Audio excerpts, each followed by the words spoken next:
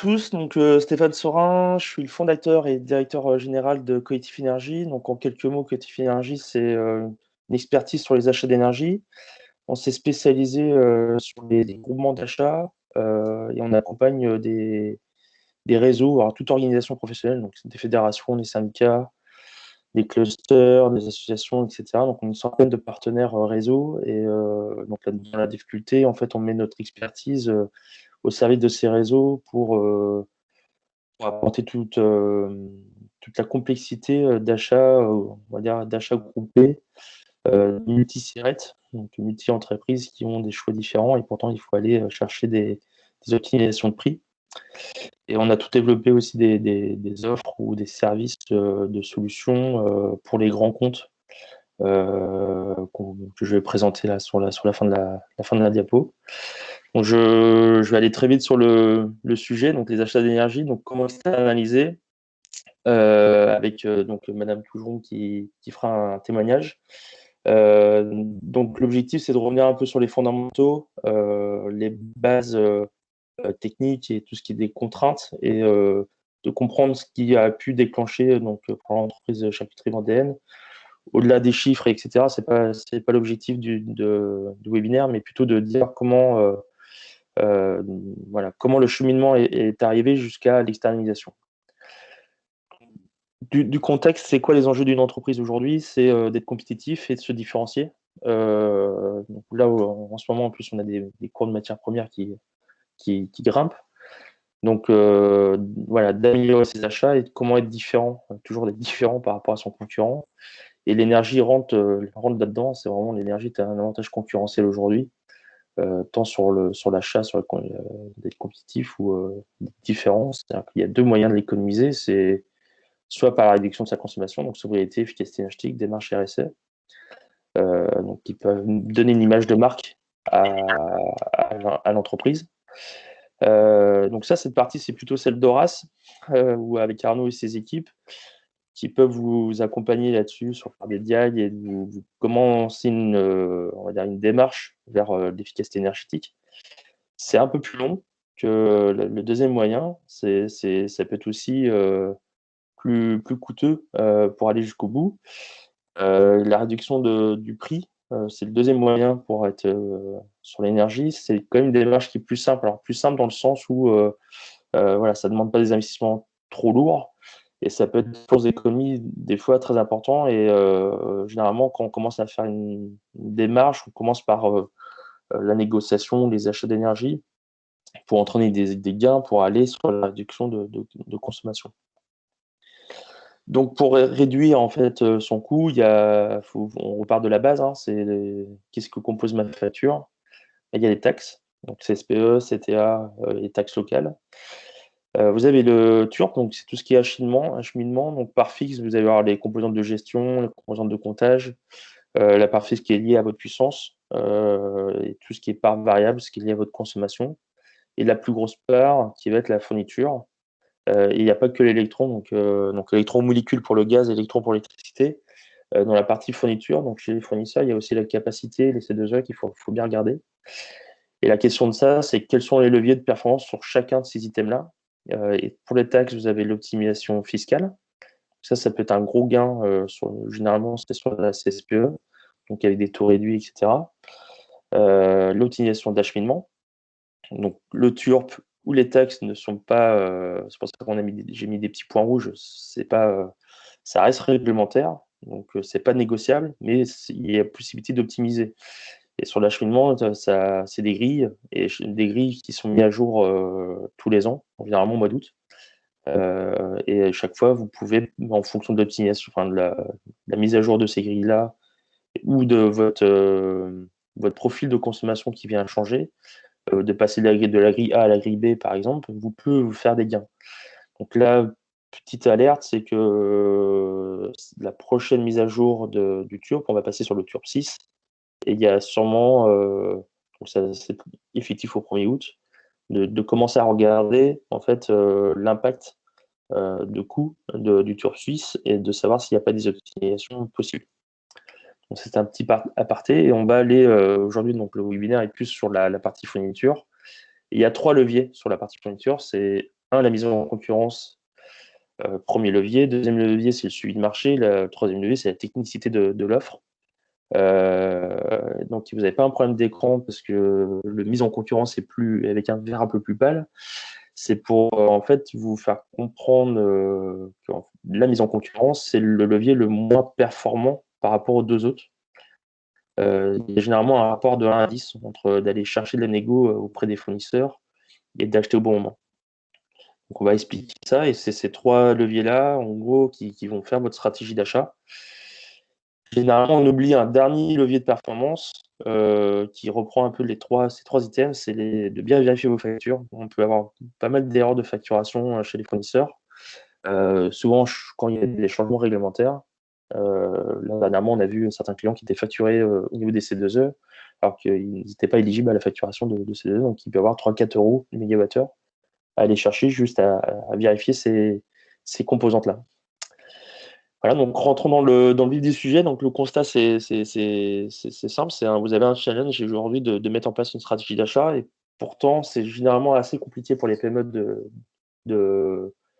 de réaliser cette mise en place pour quatre raisons. Donc, la première, c'est que voilà, la maîtrise ou la connaissance des acteurs du marché est assez faible. Généralement, quand on va parler déjà des acteurs, donc des fournisseurs, on va parler souvent d'Engie, Total, EDF.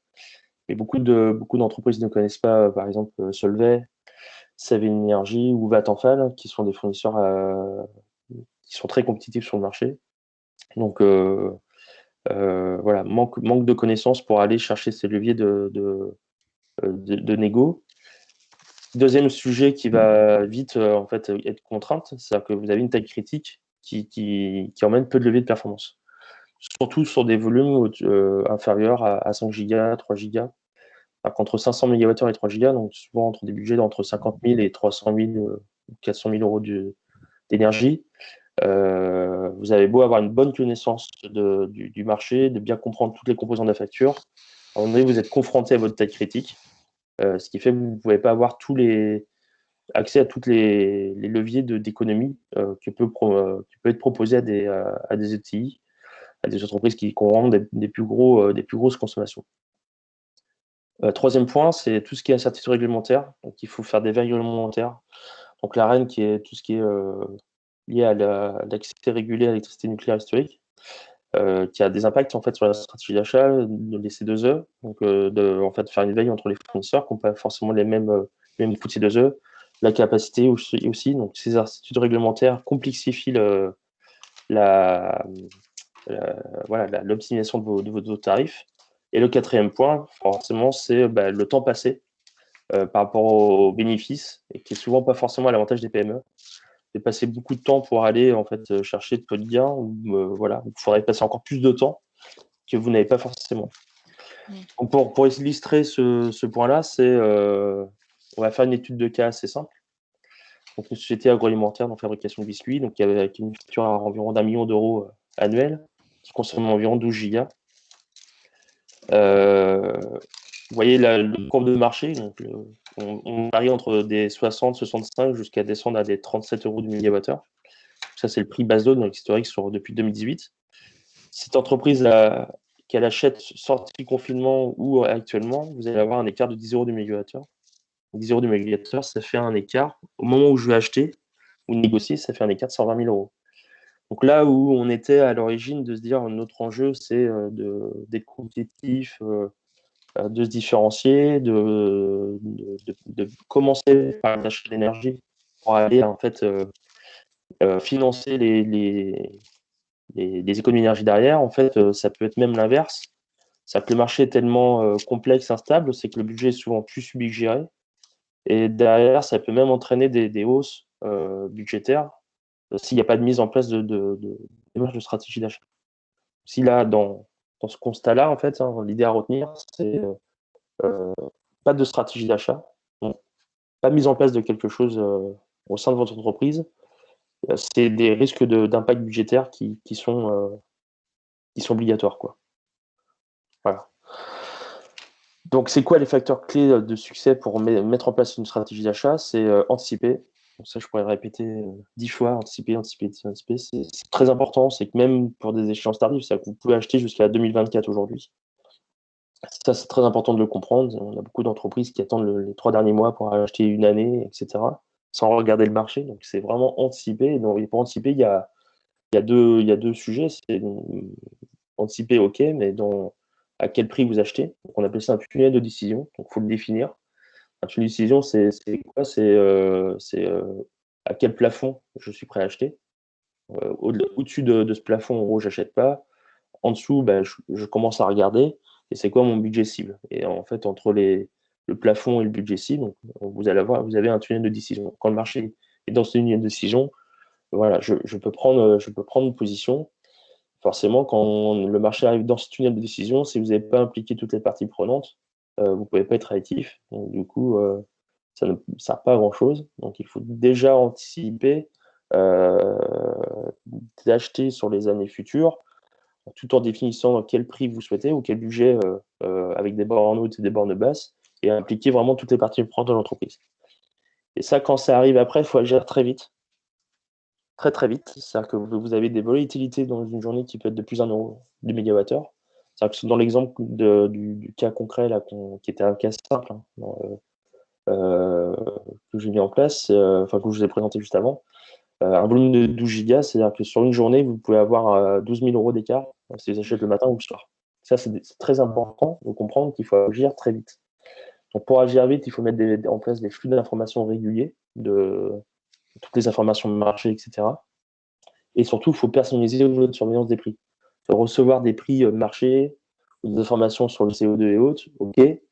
Mais globalement, ça me donne quoi mon budget derrière? Donc, on appelle ça des budgets dynamiques. C'est-à-dire qu'au lieu d'avoir 36 000 informations, à la fin, ça vous donne quoi comme budget aujourd'hui si j'achète aujourd'hui? Donc ça implique quoi? Ça implique en fait, de suivre tous les drivers, tous les facteurs influents qui vont faire le niveau de l'offre et le niveau de la demande. Donc suivre le charbon, le pétrole, etc. Suivre la production de nucléaire, tous les quotas de CO2 qui aujourd'hui, il y a beaucoup de spéculation autour du CO2. Donc pour faire simple, prenons le cas du confinement. Confinement, donc la prod était à fond, il n'y a plus de demande, tout le monde s'est arrêté, donc les prix sont complètement chutés. Et vice-versa, quand tout le monde reprend, comme aujourd'hui, l'économie est en train où les perspectives sont logiquement bonnes, enfin en tout cas sur les indicateurs financiers, alors que l'offre a du mal à repartir, donc les marchés sont en train de remonter, quoi. Et ces drivers-là, sont à suivre, on ne peut pas y échapper. C'est-à-dire que si vous voulez agir vite et acheter au bon moment, il faut suivre ces drivers. Donc là, deux contraintes doivent arriver dans votre esprit, c'est oui, mais j'ai pas le temps. Donc généralement, ce qu'on voit, c'est qu'on a une confiance sans contrôle, voire aveugle, hein, aveugle des acheteurs auprès des conseillers, donc conseillers courtiers, experts qui peut être comme nous, ou même fournisseurs d'énergie, dire bah voilà, j'attends qu'ils m'appellent. Malheureusement, appeler tout le monde, humainement, c'est impossible. Donc, plus généralement, c'est là où on voit que, même si des fois vous tombez sur des bons conseillers chez les fournisseurs d'énergie, dès que cette personne s'en va, voilà, on rate forcément les opportunités, parce qu'humainement, c'est impossible.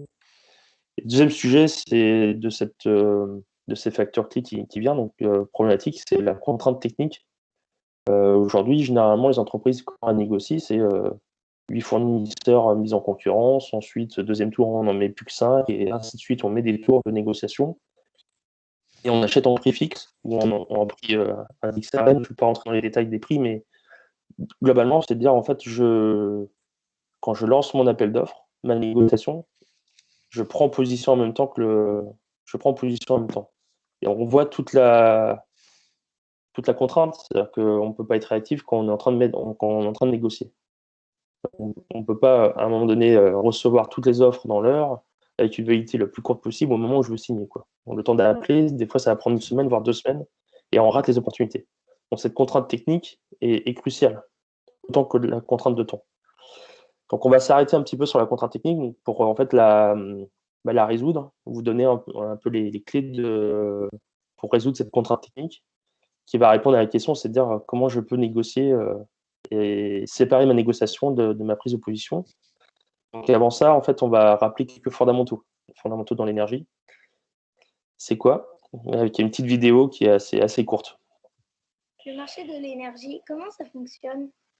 En France, en 2020, l'électricité est produite en grande majorité par le nucléaire, qui représente 70% de la production, et les 30% restants sont aujourd'hui produits par l'hydraulique, le gaz, l'éolien, le solaire, le bioénergie, et bien qu'en voie de disparition, quelques centrales à charbon. L'électricité est acheminée par le réseau de transport d'électricité. Imaginez le réseau RTE comme une autoroute, et ensuite les départementales, nationales, qui distribuent l'électricité vers les points de livraison chez les consommateurs. C'est la loi de l'offre et de la demande qui détermine le prix de l'énergie sur le marché. À production constante, plus la demande est forte, plus les prix sont élevés. Et inversement, plus la demande est faible, plus les prix sont bas. Les fournisseurs d'énergie achètent l'électricité aux producteurs qui créent leur salle de marché et la revendent ensuite avec des offres marketées aux consommateurs. Alors bien sûr, le marché de l'énergie, comme tout autre marché boursier, est sensible aux événements économiques et géopolitiques. Les fournisseurs d'énergie gèrent ces risques pour votre compte. Ce sont les assureurs d'énergie, les intermédiaires entre le marché de gros et vous. En résumé, peu importe le fournisseur, ça ne change rien sur la qualité de votre électricité. Elle sera toujours produite par les mêmes producteurs, sera toujours transportée par RTE et sera toujours acheminée localement par Enedis. C'est tout pour aujourd'hui. Voilà, donc c'est une petite vidéo, ça met des fondamentaux. Je crois qu'il y avait une question, on m'a dit qu'il y avait une question peut-être Arnaud, avant de rentrer dans le détail sur les Oui, C2E. oui, on avait une question. Je rouvre. Voilà, le montant refacturé des C2E peut-il être différent d'un fournisseur à l'autre? Oui, tout à fait. En fait, vous avez aujourd'hui, donc là, un des points là, que je disais que le manque de connaissances de fournisseurs, on a des fournisseurs, par exemple référencés chez nous, qui ne sont pas éligibles au C2E aujourd'hui. Donc, peut-être moins compétitifs sur le prix, mais voilà, entre les fournisseurs, il y a déjà des écarts sur le C2E. Donc, quand vous faites un comparatif, il faut trouver ces fournisseurs-là qui ne sont pas éligibles et les mettre dans la boucle. Et généralement, ils sont rapidement éligibles au C2E, donc ça rentre dans la stratégie d'achat, surtout de dire, bon, ok, les marchés sont pas bons, mais ce fournisseur-là, il n'est pas éligible au C2E, donc autant acheter mon année 2023 dès maintenant, même si le marché est un peu plus élevé, quoi. Voilà, j'espère avoir répondu à la question. Donc on revient à cette contrainte technique que je vous parlais tout à l'heure par rapport aux facteurs clés de réactivité. Donc, globalement, comment ça se passe? Enfin, comment ça se passe? Vous avez le volume de consommation multiplié par votre prix électron et ça vous donne votre budget. Donc la vidéo précédente, là, on montre un peu comment le marché de l'énergie euh, se, se comporte, enfin comment il est organisé, on va dire. Et on voit que les fournisseurs d'énergie ne sont que des assureurs en soi. C'est eux qui portent le risque entre vous et le marché du gros. Donc sur le marché du gros, c'est comment ils se sourcent. Aujourd'hui, sur les produits qui sont disponibles sur le marché du gros, donc c'est accessible sur EX.com. Hein. Vous allez sur EX, vous regardez les marchés à terme, donc marché futur, vous tapez la France, vous allez voir vos prix de gros du jour. Donc il n'y a pas d'historique. Bon, il y a une historique sur une semaine ou deux, mais ça peut vous donner dans la journée en fait les prix de clôture, des prix de base et prix de pic. Donc on appelle ça la base load. Donc, globalement, base, c'est toute vos consommations la nuit, la journée, qui correspond en fait à votre talon bas de votre profil de consommation. À pas confondre avec les heures creuses. Hein. Donc c'est vraiment autre chose. Hein. C'est vraiment, on va dire, le talon bas de votre consommation et tout ce qui va être les pointes, donc toutes les heures de pointe, en fait, on a un autre produit qui s'appelle le peak load. Donc on va dire le prix de pointe. Alors pourquoi on a deux produits en électricité contrairement au gaz où on n'a qu'un seul produit? C'est qu'en fait l'électricité ne se stocke pas. Donc les fournisseurs sont obligés d'en fait de toujours en fait de jouer sur la base et la pic pour votre consommation. Il y a d'autres produits, ça, vous avez l'arène hein, que je parlais tout à l'heure, qui peut être dans le sourcing de votre prix.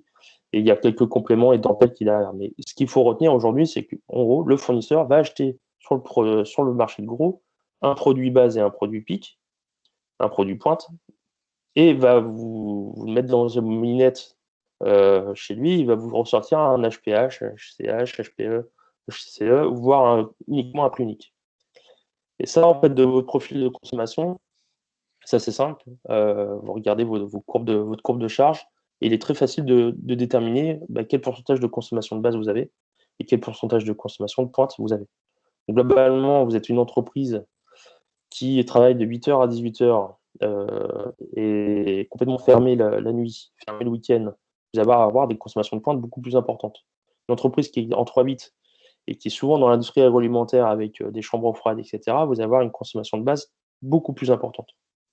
Et de ça, vous allez prendre les prix de pointe et les prix de pic, donc pointe, de base, et vous les multipliez par rapport aux consommations, et vous allez retrouver une partie de votre budget. Donc là, généralement, on peut se poser la question à quoi correspond. C'est-à-dire que les prix de base et les prix de pointe, c'est vraiment ce qui est accessible sur le net. Hein, donc, ce que le fournisseur va prendre comme prix. Ça représente 95% de votre budget.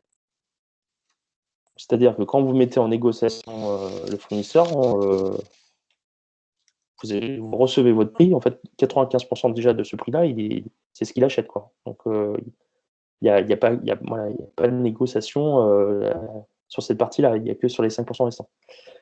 Donc, qu'est-ce que ça veut dire? Déjà, premier enseignement, c'est que ce n'est pas le volume de consommation qui fait le prix, mais c'est bien le profil de consommation. Je fais un petit aparté par rapport à ça, mais par rapport à l'exemple que je vous disais tout à l'heure, c'est que la personne qui travaillait l'entreprise qui travaille que l'hiver entre 8h et 18h aura des consommations de pointe énormes, donc un budget beaucoup plus cher, quoi. Enfin un prix beaucoup plus cher.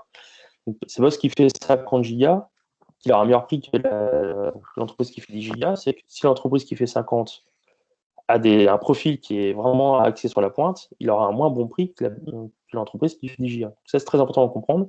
Le petit aparté que je voulais faire, c'est que c'est là où toute la complicité d'achat groupé. C'est-à-dire que si vous entendez des acteurs qui disent voilà, on va faire un achat groupé pour un parc d'activité, pour telle association, et dans l'association, vous avez une entreprise industrielle, tertiaire et des petits commerçants, forcément, si vous avez tous le même prix, il y en a un qui a payé pour l'autre. C'est pas possible autrement. Donc c'est là où toute la complicité, c'est quand on fait des groupements d'achat, il faut en fait raisonner par profil. Pour le reste des 5%, en fait, vous allez avoir tout ce qui est votre couverture de risque, donc ce qui est aléa de volume du client, la validité de l'offre, etc. Donc généralement, un industriel qui est agroalimentaire ou un secteur qui se porte bien, la couverture de risque va être faible. Des industries qui vont être voilà, aujourd'hui, l'aéronautique, un secteur qui peut poser problème demain, le fournisseur va prendre plus de briques de risque, quoi. Et là, tout à la fin, vous avez la partie commerciale. Donc, on joue sur quelques centimes, en fait, par rapport à un budget total de prix électron. On va jouer sur quelques centimes sur la marge commerciale. Donc, cette partie-là, en fait, de commerce et couverture, dans le jargon, on appelle ça un add-on. Et ça va représenter à peine 5% de votre budget derrière. Et donc, globalement, en fait, on a le deuxième enseignement de ça, c'est que votre prix, comment il est composé, quand vous recevez un prix, vous pourrez le décomposer de cette façon-là, par une formule indexée par rapport au marché. C'est votre prix de base multiplié par votre pourcentage de base, votre prix de pointe multiplié par votre pourcentage de pointe, plus la donne. Ça, c'est votre formule indexée.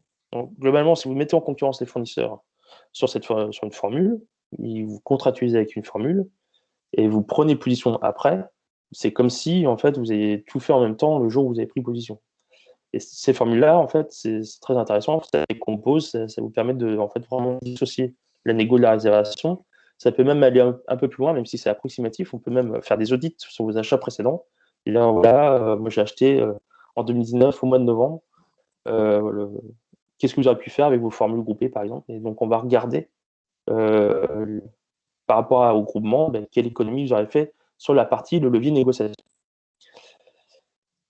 Voilà, concrètement, donc après la stratégie, une fois qu'on a bien compris ça, on est sur une procédure en 3 étapes. C'est-à-dire qu'on négocie la formule indexée, donc négociation, donc mise en concurrence des fournisseurs. On va retenir celui qui est le plus pertinent sur votre profil. Si ce qu'on parlait tout à l'heure de levier, en fait, tout à l'heure de taille critique, si votre taille critique est limitée, vous passez par un groupement d'achat pour avoir accès à ces formules-là. Ce que je vous disais tout à l'heure, c'est un groupement d'achat où l'industriel ne va pas se mettre avec des boulangers, il va se mettre avec des entreprises qui ont le même profil que lui. Et l'objectif, c'est bien de négocier au juste niveau. Une fois que cette négociation est faite, en fait, on suit le marché pour prendre position. Donc, on date de signature bien avant et ensuite on prend position.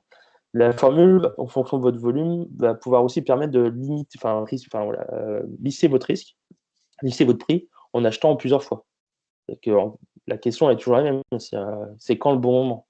Et c'est impossible de savoir. Si tout le monde le savait, enfin, moi, si je le savais, je serais riche. Globalement, c'est qu'on ne peut jamais savoir si le marché va continuer à descendre quand il descend, et on ne peut jamais savoir quand il va arrêter de monter quand il monte. Donc, globalement, d'acheter en plusieurs fois sur des volumes importants de 10, 20 ou 30 gigas, c'est le meilleur moyen en fait d'éviter de faire des bêtises.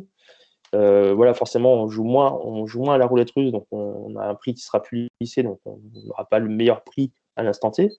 Forcément, un des quatre sera forcément, des quatre prises de position sera meilleur, mais l'idée, c'est d'acheter au bon moment, en plusieurs fois, et ça permet, quand vous avez d'acheter des années jusqu'à 2023-2024, en fait, d'acheter dès juste aujourd'hui 25% de votre année 2024, l'année suivante, racheter 25%, etc. Donc vous, en fait, c'est un suivi de marché par rapport à ça, qui peut rentrer complètement dans votre stratégie d'achat, quoi. Et derrière, vous avez d'autres leviers techniques. Je ne vais pas rentrer dans les détails de ces actions-là. C'est dans la mise en concurrence, il faut rentrer dans ces clauses qui vous permettent de rebasculer d'un prix fixe à un prix réglementé, qui vient vous refaire du gain derrière. Donc, je pourrais revenir sur ce sujet-là s'il y a des questions.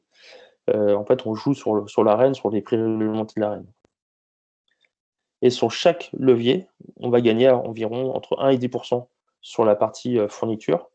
Donc, quand je dis 1 ou 2%, c'est 10% sur le budget Electron, donc pas l'ensemble de votre budget total. Globalement, si aujourd'hui, ce qu'on voit dans les entreprises, c'est assez bien géré la négociation. Alors, pas forcément au bon moment, et pas forcément ce qu'on voit non plus avec toutes les clauses techniques qu'il faudrait, mais en fait, les écarts sont très faibles entre les fournisseurs. Vous avez généralement vu des écarts à peine de 1 euro du mégawattheure entre un premier et deuxième, voire encore moins, hein, ça peut même y aller de 50 centimes. Donc, on va chercher plutôt des centimes ici, sur cette première partie-là, mais il faut le faire. Et le fait de le faire en formule, une fois que c'est fait, voilà, d'année en année, après, vous allez passer beaucoup moins de temps et plutôt passer le temps sur le deuxième levier, qui est celui de marché, qui est le plus important, qu'on voyait tout à l'heure, hein, c'est des écarts entre 10 et 20%, entre 5 et 10 euros du mégawattheure. Ça peut aller jusqu'au-delà. Hein, quand on regarde une année qui est ouverte, par exemple 2024, vous avez 3 ans pour l'acheter. Généralement, vous pouvez avoir des écarts entre le point bas et le point haut de quasiment 20 à 30 euros du mégawattheure. Donc, très important cette partie-là. Donc, globalement, ce qu'il faut retenir, il faut passer plus de temps sur le marché que sur la négo. Et la formule permet en fait de simplifier un peu la mise en négociation pour voilà, se dégager du temps sur le suivi. Et sur tout ce qui est swap technique, on peut aller gagner entre 5 et 15%, donc entre 2 et 7 euros du mégawattheure. Donc globalement, on va dire ce premier levier, cette première contrainte que je vous parlais tout à l'heure, cette contrainte technique, voilà, je vous ai donné quelques astuces pour la résoudre sur ce premier point, donc ce premier levier. Donc demain, au milieu de négocier en prix fixe, j'espère vous convaincre de négocier sur des formules indexées. Mais on a toujours cette contrainte en fait de temps sur le reste, sur les deux autres leviers, et au final, on revient toujours à la même chose, c'est montant investi par rapport à ce gain obtenu derrière. Donc là, il n'y a pas 36 solutions, c'est chacun est propre par rapport à sa situation. Donc, il faut se poser la question simple, c'est quelle est ma situation, et il y a quatre points un peu à regarder. C'est mon entreprise, l'activité que j'ai, la stratégie globale de mon entreprise, mes contraintes. Donc, c'est quoi la nature de mon entreprise? Est-ce que je ne prends pas du tout risque sur le marché? Moi, je ne suis pas là pour performer. Ou voilà, j'ai très peu de visibilité, enfin, il me faut de la visibilité sur mon budget. J'ai une tolérance qui est très faible, donc il me faut peu d'écart, il faut que mon budget soit équivalent ou voire moins. Et donc, du coup, je suis obligé de mettre ces stratégies d'achat, donc il faut que je mette des choses en place. Deuxième point, c'est par rapport à ça, c'est les ressources. Donc, les ressources, est-ce qu'on a des personnes qui ont le temps de s'occuper? Est-ce qu'elles ont le temps de se former? Quels sont les niveaux d'expérience par rapport à ça? Et surtout, quelle organisation en interne? C'est-à-dire que dans les circuits de décision, est-ce que c'est trop long? Est-ce que ça peut être très court? Ça va déterminer derrière votre stratégie d'achat, quoi. Derrière le périmètre, pour faire simple, c'est aujourd'hui, OK, vous n'avez pas beaucoup d'expérience, mais j'ai qu'un site. Voilà, va pas vous demander beaucoup de temps. Derrière, vous avez peu d'expérience, peu de temps, et vous avez un nombre de sites qui dépasse la centaine, avec des profils différents, des allotissements. C'est voilà, très, très simple, très simplement, vous allez externaliser. C'est forcément, parce que vraiment, c'est compliqué. En plus, Souvent, dans les multisites, vous avez des sites qui s'ouvrent et qui se ferment. Donc, l'enjeu, des fois, n'est pas forcément l'achat, mais plutôt de bien gérer en fait, ces ouvertures ou ces fermetures et en fait, de suivi du volume pour bien en fait, calculer de mon budget prévisionnel. Donc là, nous, on a un client, par exemple, le groupe Legendre, qui est très complexe là-dessus, où, qui a des achats d'énergie sur des chantiers. Et chaque mois, il y a des chantiers qui se ferment, qui s'ouvrent. Donc, la problématique n'est pas forcément d'aller performer sur les marchés, mais plutôt de bien suivre le volume prévisionnel, d'avoir un contrat cadre où les sites rentrent et ferment. Voilà. Donc voilà, ça peut être très complexe un périmètre, comme ça peut être très simple. Donc ça, c'est un troisième sujet. Et le quatrième, votre profil de risque. Donc, c'est quoi vos structures de prix, votre modèle d'achat, l'impact sur votre résultat derrière, et en fait, quelle part de l'énergie sur vos coûts totaux. Donc, généralement, j'aime bien donner l'exemple où on faisait des achats d'énergie pour des comptables. Et donc, le directeur financier me disait qu'il dépensait plus d'argent dans les timbres que dans l'énergie. Donc, voilà, donc, il y a aussi ça. Donc, généralement, quand c'est pas important, on passe pas de temps, donc on laisse complètement. Donc, on va déléguer cette partie-là. Et l'autre partie, c'est comment je peux répercuter ces coûts-là sur mes clients. Il y a beaucoup de clients, quand ils achètent en l'année à N-1, ne peut pas répercuter l'année suivante. Il peut répercuter que dans N+2. Donc, ça, c'est aussi un profil de risque à prendre en compte pour bien faire ces achats d'énergie. Donc, de cette situation-là, va découler un besoin. Et par rapport à ce besoin, quelles sont vos solutions? Ça, moi, mon banquier, j'ai une petite taille, donc je veux augmenter mes leviers de performance. Donc, vous allez passer par un expert conseil qui va aller faire des offres collectives sur mesure, donc une négociation clé en main. Et je conseille fortement de passer par un mandat exclusif. Aujourd'hui, consulter 3 fournisseurs, un courtier et un conseil, ça n'a pas de sens. Il faut mieux choisir quel expert ou quel courtier vous souhaitez passer et le rendre exclusif là-dessus. Et ensuite, c'est comment je peux générer des économies sans contrainte, parce que voilà, par rapport à la situation euh, fait que je suis dans l'obligation, j'ai trop de contraintes pour aller chercher la performance, donc j'y vais pas. Donc comment je peux générer ces économies sans changement en fait en interne? C'est la délégation d'achat, en fait des offres à la performance, hein, donc gestion externe de vos services achats. Donc là, on va en parler avec Madame Toujon. Le troisième, où on a un levier un peu plus élevé, c'est quand en fait, moi, voilà, j'ai une certaine expertise au sein de mon entreprise. Donc, même si je suis expert, j'arrive à bien négocier, je connais bien mon profil, etc. À un moment donné, ce que je vous disais, c'est euh, l'évolution du marché, elle est telle que c'est tellement rapide qu'humainement, c'est impossible. Donc, il faut passer par des solutions, des logiciels, donc des solutions digitales pour anticiper. Donc, pour simplement, hein, c'est d'automatiser la data. Donc, par ça, nous, on a développé des solutions futures, par exemple, qui vous donnent des alertes, qui reconstituent votre budget pour aller gagner du temps là-dessus, et donc d'avoir un gain beaucoup plus important par rapport au temps investi par rapport à ça. Refaire tout à la main, c'est impossible. Donc, généralement, on ne le fait pas. Ou, ce que je disais tout à l'heure, on passe par un conseiller, mais il n'y a pas de contrôle. On est complètement dans une confiance aveugle. Donc, si vous êtes dans un cas où vous avez l'expérience d'achat d'énergie, que vous avez bien négocié, vous êtes déjà en formule, vous êtes en clic, etc., la solution digitale, il faut partir là-dessus pour en fait contrôler le prix de marché qui vous donne votre fournisseur quand vous allez prendre position, etc., etc. Voilà, donc le déroulé ou quelques conseils que j'ai pu vous donner très rapidement. Donc forcément, je passe certaines étapes s'il y a eu des questions par exemple, sur l'arène. Et je vais passer la main à Madame Tougeron, donc de la société charcuterie vendéenne, avec l'objectif de voilà, comment ça a découlé de cette situation initiale pour aller jusqu'à prendre la solution de délégation d'achat. Madame Tougeron, je vous laisse la parole. Oui, donc bonjour à tous. Donc Élodie Tougeron, responsable des achats de l'entreprise de charcuterie vendéenne Petit Gars.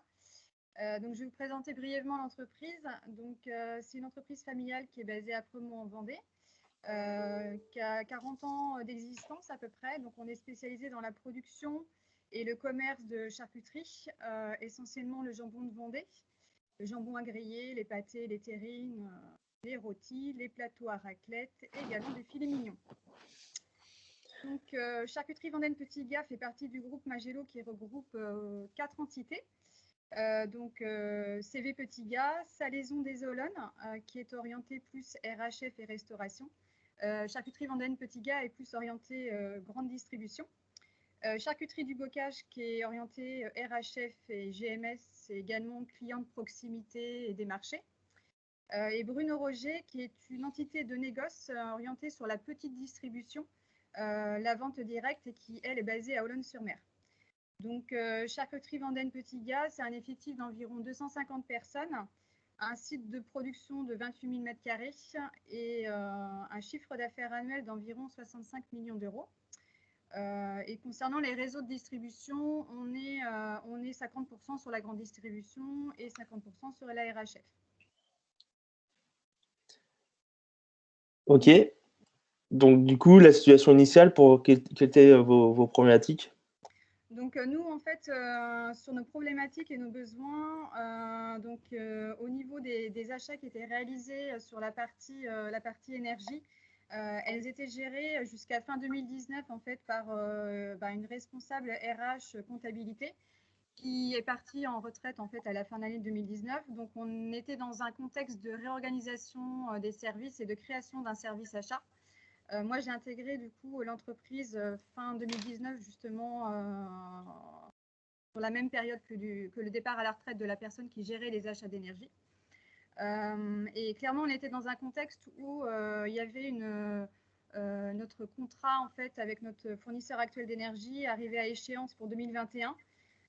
Donc clairement, la question s'est posée soit de la reconduction avec notre fournisseur actuel d'énergie, soit de relancer un appel d'offres global sur différents fournisseurs d'énergie ou d'externaliser nos achats d'énergie.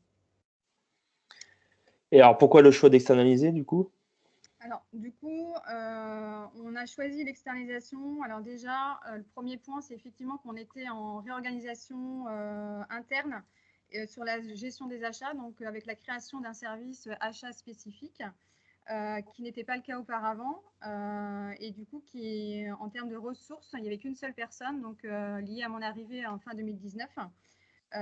Et puis, il y a eu le démarrage de la crise sanitaire au mois de mars 2020, qui en fait nous a focalisé, en tout cas a repriorisé moi sur la partie achat, tous les dossiers achats pour faire face à la crise sanitaire comme la plupart des entreprises et du coup forcément à se concentrer sur notre cœur de métier. Donc l'électricité clairement ne faisait pas partie, même si ça représentait un budget important chez nous, ne faisait pas partie forcément des axes prioritaires sur lesquels on devait agir dans l'immédiat face à la crise. Pour autant, on savait très bien que l'électricité, le cours d'électricité était en baisse depuis début 2020. Donc, on a vu plusieurs avantages, nous, de notre côté, à s'orienter vers l'externalisation. C'est que l'achat d'électricité, clairement, c'est un achat technique qui est très spécifique et qui a une spécificité métier qui est très importante et qui nécessite un pilotage régulier, en fait, pour acheter au mieux. Clairement, d'un point de vue achat, on n'avait pas du tout de ressources pour piloter au mieux cet achat. Et pour autant, on avait conscience qu'il y avait des gains économiques à réaliser en achetant au plus près du coût réel du marché. Donc, on a vu une opportunité, nous, de réduction des coûts dans un contexte qui était en crise. Avec la crise sanitaire, on avait également des objectifs d'optimisation et de performance au sein de l'entreprise. Et une mise en place également qui était assez rapide. Donc, c'est pour ça qu'on s'est orienté vers ce choix-là. Alors, pourquoi nous? Alors, pourquoi Collectif Énergie? Du coup, Charcuterie Vendée Petit Gars fait partie des adhérents d'Horace depuis quelques années. Et Horace nous a partagé le contact de Collectif Énergie. Donc, on a tout de suite pris contact avec ce prestataire. Et puis nous, on a apprécié en fait vraiment le professionnalisme et puis la réactivité de Collectif Énergie, leur disponibilité, parce qu'en peine un mois, en fait, on a pu convenir d'un accord avec eux. Et clairement, l'évaluation des gains qui a été faite au cours de la contractualisation est tout à fait cohérente et en phase avec le premier reporting en fait qu'on a reçu début 2021, parce que nous, on a contractualisé avec Collectif Énergie au mois de mars 2020.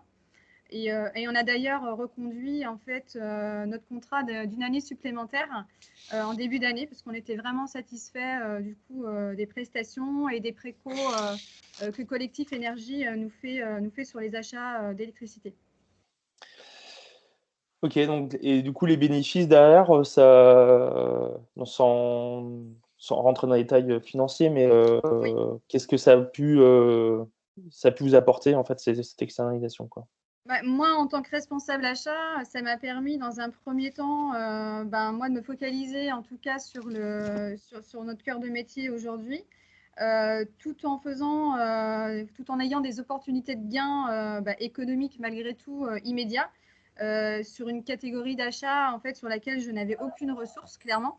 Donc, ça a permis également d'anticiper les achats sur du long terme. Et les reportings en fait, que Collectif Énergie nous soumet nous permet de suivre les gains, en tout cas, et tous les achats qui se font sur l'énergie. Et du coup, d'avoir une meilleure gestion aussi des budgets avec notre contrôleur de gestion et notre service comptabilité. Ok, super. Donc, en gros, si je résume, c'était un manque de ressources, une stratégie non prioritaire, mais conscience du potentiel de performance à aller chercher, quoi. Oui, c'est ça. En fait, c'est aussi de l'opportunité en fait, sur une catégorie qui effectivement aurait nécessité une ressource, on va dire, peut-être dédiée. Et comme on n'a pas de ressources aujourd'hui, clairement, sur notre service achat, puisqu'il est en pleine construction aujourd'hui, ça nous permet quand même, malgré tout, de suivre cette part non négligeable achat, avec ce que vous disiez tout à l'heure, en fait, une anticipation des achats sur plusieurs années et nous, un meilleur suivi de notre côté quand même de cette catégorie-là. Ok, super. Bon, merci. Je vous en prie. Moi, j'ai pas d'autre chose à rajouter. Est-ce qu'il y a des questions ou des demandes particulières de nos téléspectateurs?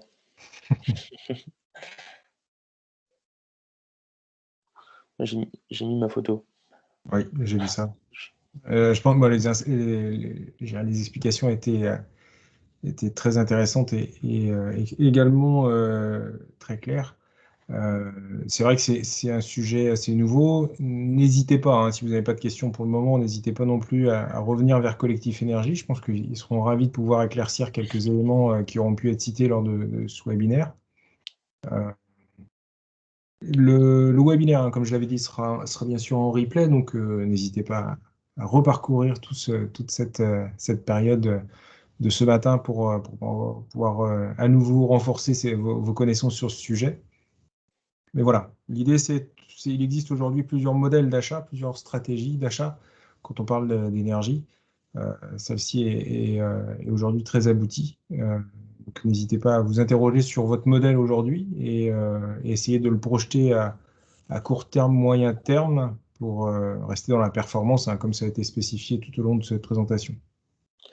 Oui, moi je peux redonner les éléments clés qui ont été dit, c'est mettre en place une stratégie d'achat pour éviter tout impact haussier du budget. C'est pas votre volume qui fait votre prix, c'est votre profil. Donc bien connaître son profil, c'est bien connaître son prix derrière. Mettre des appels d'offres en fait derrière, donc c'est une stratégie, donc il faut se dégager. Faut répondre à cette question de gain de temps, en fait, de cette contrainte de temps, donc, soit par un expert, soit par un logiciel, soit par des délégations. Et voilà, et cette contrainte technique, c'est dans tous les cas à faire un appel d'offres en fait, sur des formules indexées, quoi. Et après, suivre le marché dans un second temps. Vraiment dissocier l'acte d'achat, donc l'acte de contractualisation, de l'acte de prise de position, quoi.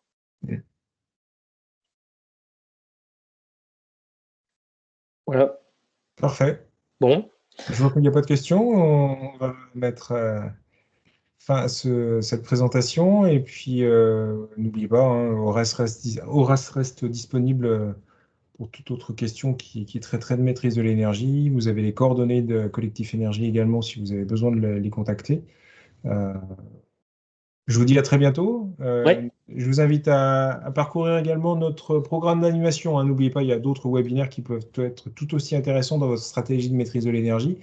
N'hésitez pas à les consulter. Vous trouverez notre programme d'animation sur le site internet, où vous pouvez vous rapprocher de nous également. On vous le transférera avec plaisir pour que vous ayez connaissance des sujets et des dates d'animation. Je vous souhaite à tous une bonne journée. À bientôt. Merci Arnaud. Au revoir. Au revoir.